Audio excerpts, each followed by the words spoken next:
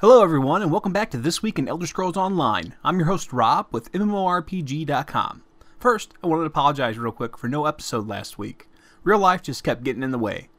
That said, earlier in the week, Editor-in-Chief of MMORPG.com, Bill Murphy, and I accompanied Paul Sage, Creative Director on ESO, on a tour of Craglorn on the PTS, and we got some exclusive looks at the new Adventure Zone.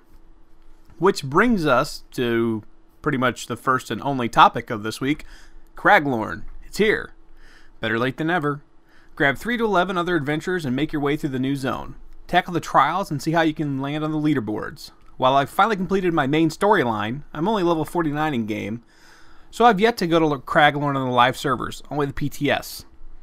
So I'm looking for all you guys to start posting your screenshots and telling me how those boss encounters were and showing the fat loot so we can all figure out how good Craglorn really is.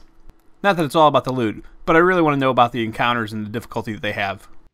With this most recent patch, they also added a new type of Alliance War campaign. This one is called Solaris, and the difference between it and the normal campaigns is that it only lasts for 14 days with no special rules.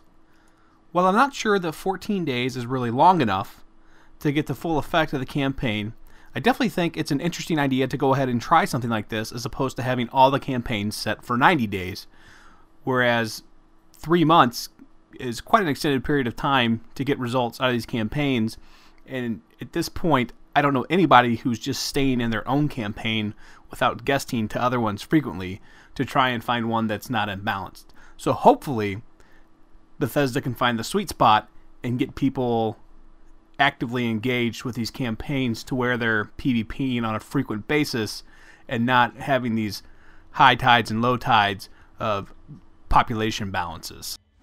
If you look over on Reddit, all you see right now is threads complaining about bots and bugs. Yes, there's still some bugs out there. I ran into a couple of them myself in Cold Harbor. They suck. And a few more new ones got introduced with the patch. But, you know, that's kind of what happens. So moving on, this is a short one on this week. Let me know what you think about Craglorn and feedback. Other than the big announcement of Craglorn going live, it kind of leaves everything else in its wake. Also, I'd like to address a couple comments that we received a few weeks ago. We point out the good and the bad here on This Week in ESO. So if you come here looking for us just to say great things about Bethesda and ZeniMax Online Studios and The Elder Scrolls Online, you're going to be disappointed. But at the same time, we're going to go ahead and tell you about all the good stuff they're doing too. So let's keep this conversation going on social media. You can find me on Twitter @Graculin. Thanks again for watching, and I look forward to talking to you next week.